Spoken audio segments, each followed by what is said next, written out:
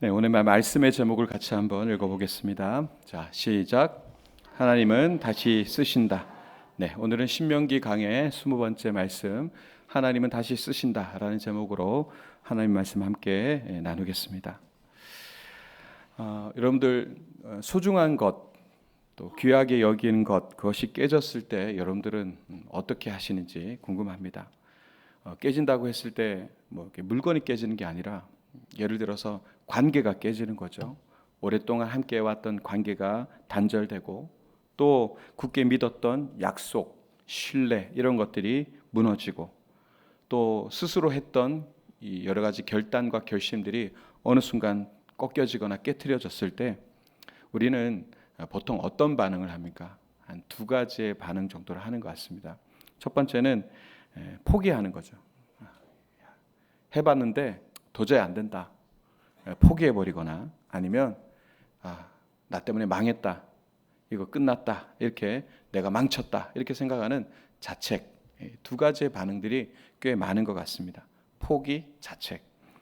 자, 이 얘기를 왜 말씀드리냐 하면 우리가 지난주 말씀을 쭉 나누면서 하나님께서 이스라엘 백성들에게 언약을 주셨습니다. 하나님께서 약속을 주셨는데 그것이 깨트려지는 그런 장면을 우리가 봤기 때문입니다. 하나님께서 이스라엘 백성들을 그렇게 데리고 오셔서 그들에게 약속을 주셨는데 근데 그들은 그것을 내팽개치고 깨뜨려 버린 것이죠. 근데 오늘 본문에서 하나님은요, 앞서 얘기했던 포기라든가 또 자책이라든가 이런 양상의 모습이 아니라 전혀 다른 반응을 보여주십니다. 어떻게? 오늘 제목과 같이 다시 쓰시는 은혜의 모습으로 우리에게 나타나십니다. 지난주 우리가 이스라엘의 그 참담한 그런 실패를 봤습니다. 모세가 하나님의 임재 가운데 나아가서 말씀을 받는 그 순간에, 그 고귀한 순간에 그들은 그 밑에서 금을 모아 금송아지를 만들고 그것들을 숭배하는 그런 모습을 보였습니다. 분노한 모세가 그 돌판을 내려와서 깨뜨렸고 하나님과 이스라엘의 언약은 산산조각 났습니다. 하지만 우리가 보았다시피 모세가 40일을 다시 중보했습니다. 목숨을 거는 기도였습니다. 그리고 오늘 10장으로 넘어와서 10장 1절에서 첫 마디가 이렇게 시작합니다. 다시 시작하자. 1절, 2절을 이렇게 묶어서 생각하면 한마디로 얘기하자면 자, 다시 시작하자. 자, 이것이 오늘 우리가 주목해야 될 위대한 은혜의 선포이자 오늘 말씀의 핵심입니다. 오늘 이 얘기를 계속하게 될 것입니다. 다시 시작하자. 자, 1절, 2절을 제가 읽어드리겠습니다. 그때 여호와께서 내게 이르시기를 너는 처음과 같은 두 돌판을 다듬어 가지고 산에 올라 내게로 나오고 또 나무개 하나를 만들라. 내가 깨뜨린 처음 판에 쓴 말을 내가 그 판에 쓰리니 너는 그것을 그 궤에 넣으라 하시기로. 아멘.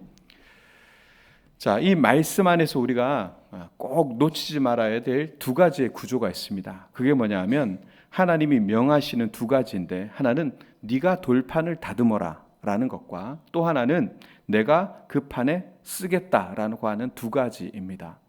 자, 모세가 해야 될 것 하나가 있죠. 준비를 하라는 것이고 또 하나님께서는 내가 쓰겠다라고 하시면서 그것에 채우시겠다라고 지금 얘기하십니다. 그러니까 준비와 채우심이라고 하는 두 가지의 구조가 이 안에 있습니다. 다듬으라고 하셨는데 다듬어 만들라 하셨는데 이 다듬다라는 이 단어는 히브리어로 파살이라고 하는 단어인데 그 뜻은 어렵지 않습니다. 돌을 쪼아내고 깎아내서 형태를 만드는 그 작업을 얘기할 때 파살이라고 하는 단어를 씁니다. 근데 이 작업이 쉬운 일은 아니죠. 망치로 정으로 또 두들겨가면서 시간을 들여서 돌을 다듬어야 합니다. 하나님은 완성된 돌판을 하늘에서 내려주지 않으셨습니다. 사람이 준비하는 그 손작업 과정을 요구하셨죠. 그런데 그 다음이 결정적입니다. 자, 쓰시는 분은 누구시라고요? 우리 하나님이십니다. 인간이 아무리 돌판을 깨끗하게 잘 다듬어도 그 위에 새겨지는 말씀은 누구의 것인가? 인간의 것이 아니죠. 하나님의 것입니다. 하나님의 말씀은 하나님만이 쓰실 수가 있습니다. 자, 이 얘기를 통해서 우리가 이곳에서 우리 신앙생활의 원리를 찾을 수 있습니다. 자, 우리가 하나님 앞에 준비하는 것이 있어요. 그리고 하나님께서 채우시는 것이 있다. 이게 우리의 신앙 원리예요. 자, 성경을 펴니다. 준비를 합니다. 성경을 펴는 것, 예배의 자리에 나오는 것, 기도의 자리에 내가 무릎을 꿇는 것, 이 모든 것이 우리가 준비하는 것이라면 그곳에 하나님께서 오셔서 우리 마음판에 그 말씀을 새겨 넣어 주시고 우리를 충만케 하시는 것은 하나님께서 하시는 것이죠. 여러분, 우리가 준비하지 않으면 하나님이 채우실 그릇이 없습니다. 자, 여러분들의 그릇은 어떻습니까? 주중에 여러분 하나님의 말씀을 얼마나 펴시는지 모르겠습니다. 여러분들 삶의 그 자리에서 기도의 무릎을 꿇는 그 준비가 여러분들에게 얼마나 있으신지는 모르겠습니다. 우리가 그렇게 준비하는 그곳에 하나님이 임재하셔서 그곳에 채우시는 역사로 나타나게 될 것입니다. 여러분, 예배를 사모하시고 기도를 사모하시고 말씀을 사모하셔서 그 자리를 많이 여러분들의 삶의 영역 속에 펼칠 때 하나님께서 여러분들 가운데 말씀을 새겨 주실 줄로 믿습니다. 그런데 더 중요한 것이 있습니다. 2절을 상반절을 보면 이렇게 되어 있습니다. 내가 깨뜨린 처음 판에 쓴 말을 내가 그 판에 쓰리니. 자, 하나님께서 새로운 돌판에 무엇을 쓰신다고 얘기하는데 그 내용이 뭐냐? 처음 돌판에 썼던 그 말씀, 그것을 그대로 쓰시겠다, 이렇게 말씀합니다. 자, 4절에 더욱더 구체적으로 나오는데 4절을 읽어보면 여호와께서 그 총의 날에 산 위 불 가운데에서 너에게 이르신 십계명을 처음과 같이 그 판에 쓰시고, 이렇게 되어 있죠. 처음 말씀과 같이 동일한 말씀을 거기에 쓰셨다. 여러분, 이게 무엇을 의미하겠습니까? 하나님은요, 이스라엘이 실패했다고 해서 기준을 낮추거나 변형시키지 않으셨습니다. 야, 이번에는 너희들이 도저히 안 될 것 같으니까 좀 봐줄게. 10계명에서 5계명으로 줄이자. 아니면 10개 중에 5개라도 지키면 된다고 해줄게. 이런 말씀이 아니에요. 하나님의 말씀은 변하지 않습니다. 그대로입니다. 그러나 동시에 그 깨진 돌판을 대신하여 새 돌판에 같은 말씀을 써주시는 이 행위, 여러분, 저는 이것이 정말 은혜구나, 정말 하나님의 은혜구나라는 그런 생각이 들었습니다. 기준은 동일하지만 처음으로 다시 돌아가 주신다. 여러분, 이것이 하나님 앞에서 실패한 자들을 대하는 하나님의 태도이자 방식이라는 것, 여러분, 이것이 얼마나 큰 은혜인지 모릅니다. 자, 율법주의라는 것은요, 좀 깊이 들여다보면 율법주의라는 것이 그렇습니다. 율법주의는 완벽하지 못하죠. 완벽한 척하는 거죠. 그 안에 수많은 타협들이 있습니다. 그래서 많은 타협점들을 찾아서 그것들을 기준을 낮추는 형식들이 그 율법 안에 굉장히 많습니다. 그것이 바리새인들이 해왔던 일들입니다. 어쩔 수 없고 우리도 체면이 있으니 이 정도 기준을 낮춰서 우리가 지키면 우리의 체면도 지킬 수 있겠지 하고 타협점을 보면서 기준을 낮추기도 합니다. 또 방임주의는 아예 그런 것도 없습니다. 기준을 없애버립니다. 다 괜찮아. 그런데요, 하나님의 은혜는 다릅니다. 기준은 그대로 유지하되 다시 시작할 기회를 계속해서 줍니다. 이것이 하나님의 은혜입니다.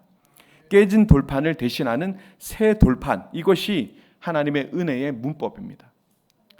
자, 그리고 3절에서 모세가 만든 것이 나오는데요, 3절에 보면 내가 조각목으로 궤를 만들고, 하나님께서 명령하신 대로 조각목으로 궤를 만듭니다.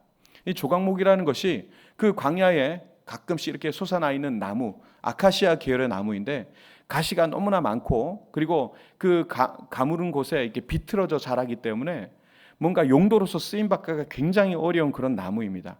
근데 이 시띠 나무라고 하기도 하고, 또 지금 조각목이라고 하는 이 나무는 사실 이스라엘 백성 그리고 저와 여러분들을 상징하는 나무입니다. 이 나무를 통해서 하나님은 법궤를 만드시고 또 분향단을 만드시고 그렇게 또 떡상을 만드시고 그 모든 기물들을 만드셨습니다. 그리고 그 위에 놋과 금을 입히셔서 거룩하게 하나님의 도구로서 성물로서 사용하시는 것, 그런 메시지가 있는데, 오늘 여기 보시면 그저 조각목으로 하나의 궤를 만듭니다.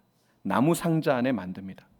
이후에 성막시대의 도래에서 금으로 놋으로 입혀진 화려한 장식이라든가 그런 것들은 없습니다. 단순한 나무 상자, 그리고 그 안에 하나님의 말씀. 저는 여기서 참 얼마나 이 단순함의 아름다움이 있는가 이런 생각이 들었습니다. 금이 없어도 장식이 없어도 괜찮다. 중요한 것은 뭐다? 그 안에 말씀이 있는 것. 이게 본질이죠. 하나님의 말씀이 있는 곳이면 단순한 나무 상자도 뭐가 될 수 있다? 성물이 될 수 있다라는 걸 보여주는 거죠.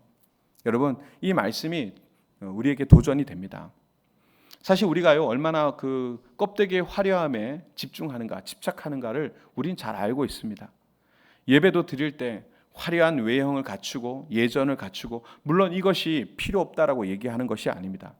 하나님 앞에 정성껏 준비하고 정성껏 옷을 입고 와서 잘 갖춰진 예전을 준비해서 주님 앞에 예배를 올려드리는 것 중요하죠.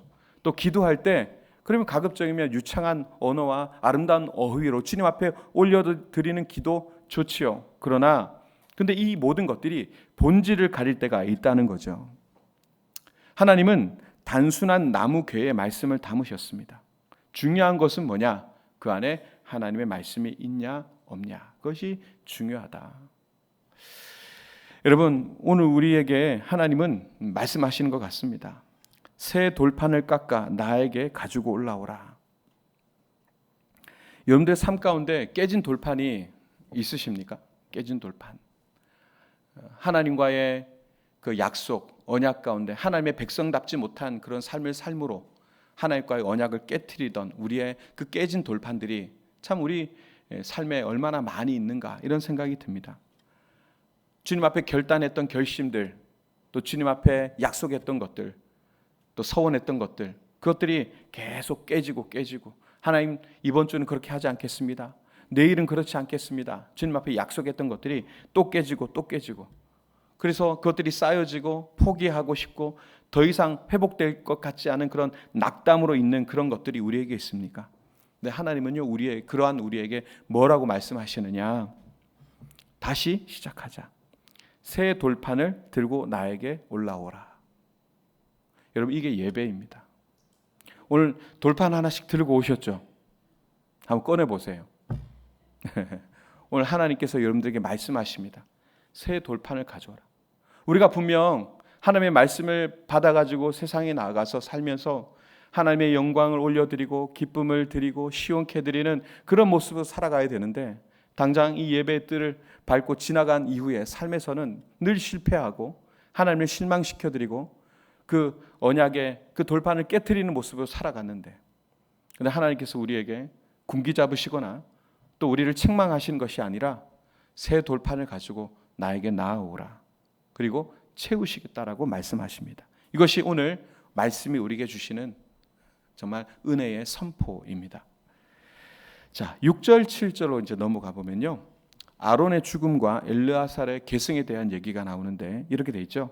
이스라엘 자손이 브에롯 브네야 아간에서 길을 떠나 모세라에 이르러 아론이 거기서 죽어 장사되었고 그의 아들 엘르아살이 그를 이어 제사장의 직임을 행하였으며. 자, 아론이 죽었습니다. 아론이 어떤 인물입니까? 초대 제사장입니다. 이스라엘의 초대 제사장, 그리고 모세의 형님 되시고요, 레위 지파의 수장입니다. 그런데 그가 죽었습니다.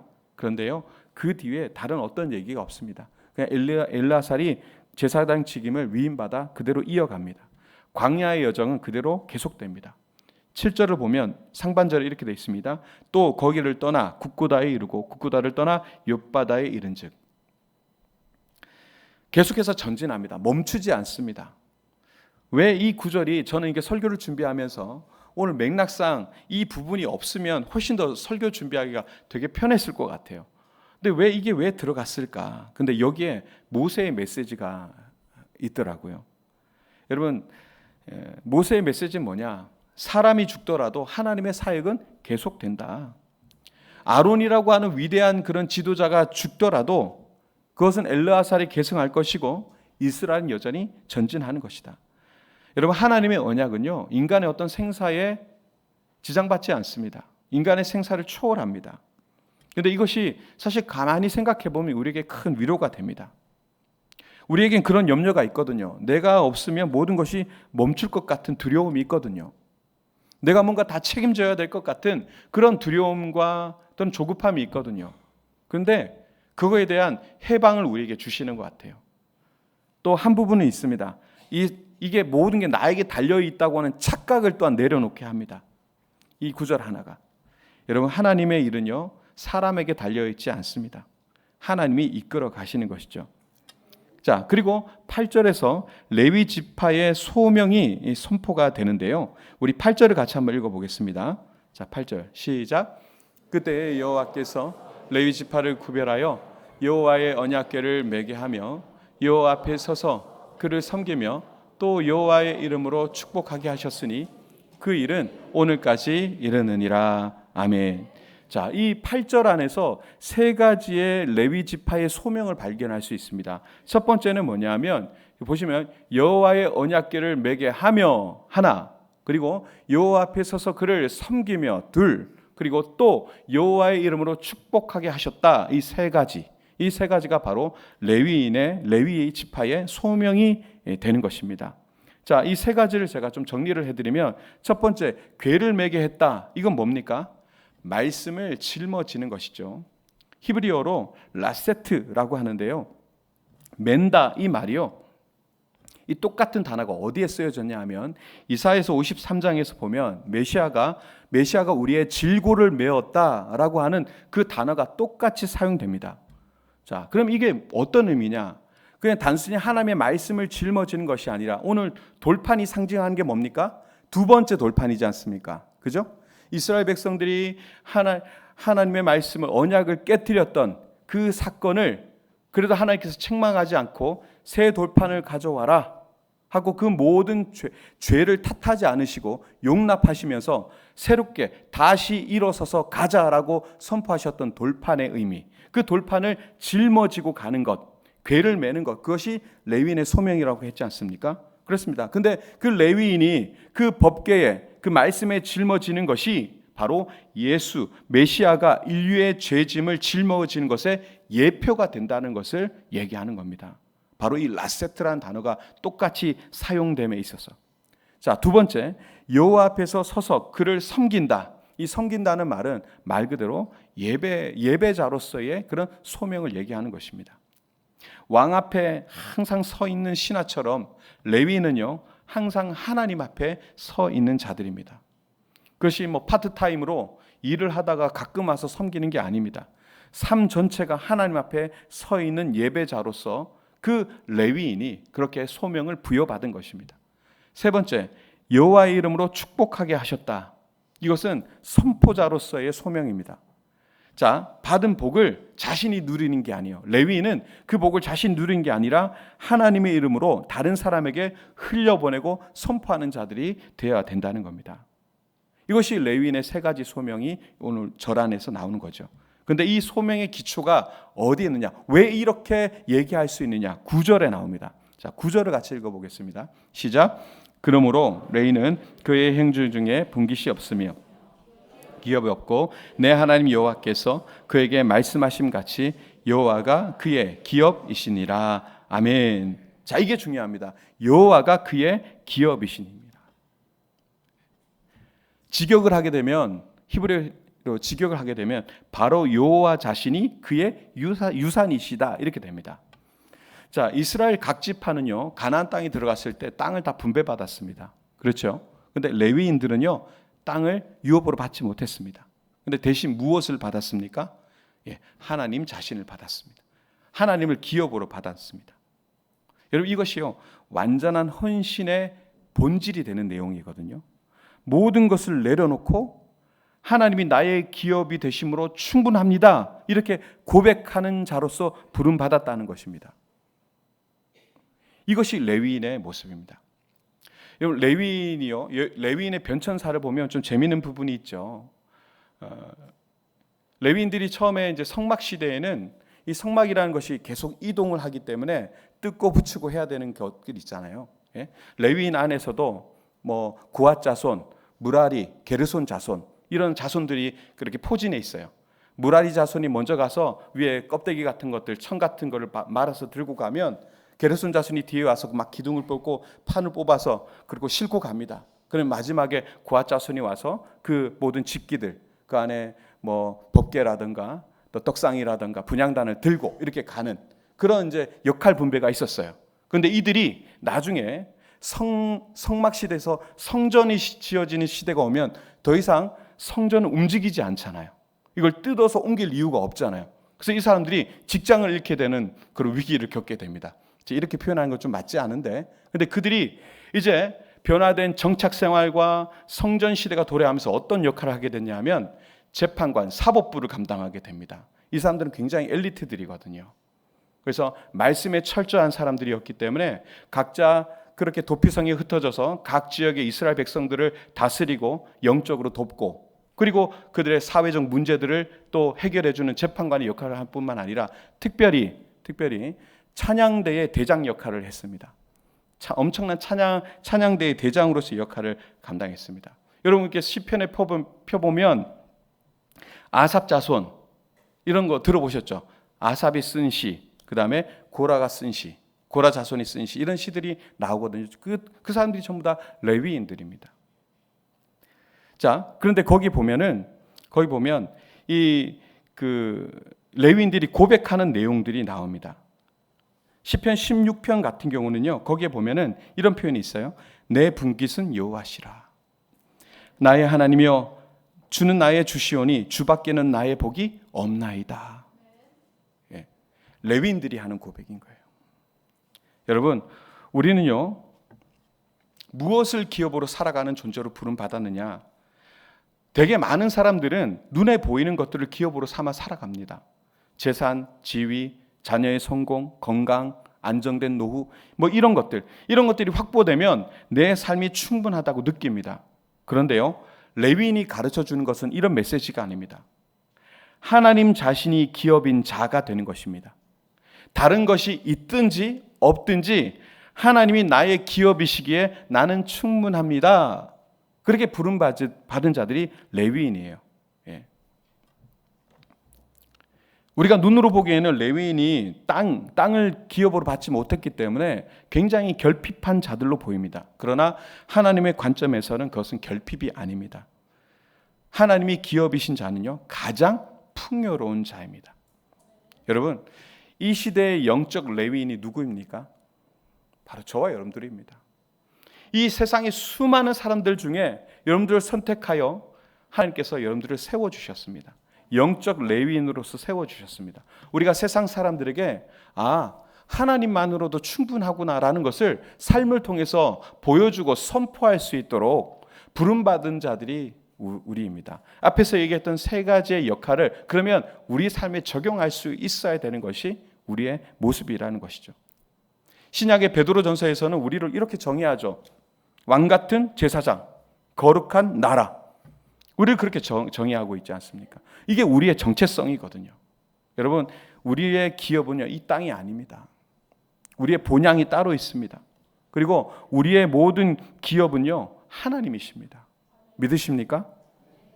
진짜요? 돈을 더 좋아하시는 것 같은데. 여러분, 우리가 이런 고백이, 뜨거운 고백이, 영적 레위인으로서 나에게 부여되어진 이 소명을 우리가 뜨겁게 다시 한번 마음에 받아들일 때 우리는요, 세상의 다른 것들, 나를 충족시킬 수 있는 다른 것들을 향한 그 갈망들이 점점 사그라들 것이고요, 그 세상을 향한 그 손들이 힘이 빠지게 될 겁니다. 하나님 외에 무언가를 더 잡아야 한다, 그것이 있어야 내가 충분하다는 마음이 점점 사라지게 될 것입니다. 여러분, 주님 한 분만으로 충분합니다. 이렇게 고백할 수 있는 그런 영적 레위인들이 다 되시기를 축복합니다. 자, 우리 10절로 넘어가서 10절을 보겠습니다. 같이 읽겠습니다. 시작. 내가 처음과 같이 그때에도 여호와께서 내 말을 들으사 너를 차마 멸하지 아니하시고. 아멘. 자, 모세가 두 번째 40일을 마쳤고요, 새 돌판을 받았습니다. 그리고 하나님의 은혜로 이스라엘 백성들은 살아남았습니다. 그리고 오늘 쭉 11절, 오늘 마지막 절이잖아요. 오늘 읽었던 본문의 11절에서 하나님의 명령이 이렇게 다가옵니다. 사실 오늘 본문 전체의 마지막 말씀, 오늘 설교 전체의 결론이 되는 말씀입니다. 굉장히 중요합니다. 자, 같이 읽겠습니다. 11절 시작. 여호와께서 내게 이르시되 일어나서 백성보다 먼저 길을 떠나라. 내가 그들에게 주리라고 그들의 조상들에게 맹세한 땅에 그들이 들어가서 그것을 차지하리라 하셨느니라. 아멘. 자, 여러분, 이 11절에서 여러분 눈에 쏙 들어온 단어가 뭐가 있습니까? 여호와께서 내게 이르시되 일어나라. 일어나서, 이 말이 여러분들에게 눈에 들어와야 됩니다. 여러분, 일어나라 하면은 달리다 굼, 여러분 기억나세요? 달리다 굼. 예, 거기서 굼, 이게 일어나라 이런 뜻입니다. 굼. 이게 하나님의 오늘 11절에 우리에게 주시는 결론의 마지막 말씀입니다. 일어나라. 앞서 9장에서 반역의 역사를 막 낱낱이, 죄송합니다, 막 모세가 광야 2세대들에게, 그 후예들에게 다 까발렸어요. 그 부끄러운 역사를 다 얘기했습니다. 역사를 고발했습니다. 그리고 40일의 중보 이후에 새 돌판과 그 나무개를 만든 이후에 그 모든 과정의 그 결론의 끝에 뭐가 있느냐? 하나님께서 뭐라고 하셨다고요? 굼, 일어나라. 일어나라. 자연스러운 흐름은 이게 아니죠. 야, 너희들 더 죄를 깊이 반성해. 내가 너희들에게 기회를 줄지 말지 내가 한번 좀 봐야 되겠어. 앞으로 더 잘하겠다는 약속을 여기다가 써. 도장 찍어. 뭐 이렇게 한다던가. 그렇게 하는 게 자연스럽지 않겠습니까? 그런데요, 하나님은요 그렇게 하지 않으셨습니다. 그냥 말씀하십니다. 일어나라. 오늘 11절에서 일어나라. 그리고 보셨다시피 사람의 죽고 사는 문제를 뛰어넘어서 하나님은 여전히 앞으로 전진하시는 분이십니다. 일어나라, 앞으로 가라. 이것이 하나님의 은혜의 문법이라는 겁니다. 여러분, 이게 은혜입니다. 은혜. 항상 과거에서 미래로 이동하는 것, 이것이 은혜입니다. 과거의 실패 앞에 우리를 앉혀두지 않습니다. 끊임없이 하나님의 은혜라는 것은 우리를 앞으로 나아가게 합니다. 성경을 보면요, 하나님이 실패한 자들에게 주신 명령이 일관되게 같은 방향을 그렇게 가리키는 것을 확인할 수 있습니다. 예를 들어 볼까요? 요나가요, 하나님의 말씀을 어기고 다른 데로 가버렸어요. 그죠?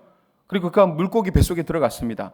그런데 나온 이후에 하나님께서 그에게 뭐라 하셨습니까? 너 꼴 좀 봐라. 이렇게 얘기하셨습니까? 아니요. 일어나 니느웨로 가라. 베드로가 3번 예수님을 부인했습니다. 제가요? 예수님을 부인해요? 그럴 리가 없어요. 근데 예수님 부인했습니다. 예수님 나타나셔서 그 부인했던 베드로 앞에 나타나셔. 봤지? 그렇게 하지 않으셨죠. 어떻게 하셨습니까? 내 양을 먹이라. 내 양을 먹이라. 엘리야가요, 바알 선지자들과 450대 1의 멋진 전쟁을 치르고, 그런데요, 이세벨이 겁나서 도망갔어요. 로뎀나무 아래에서 뭐라고 얘기했습니까? 하나님, 여기가 딱 죽기 좋습니다.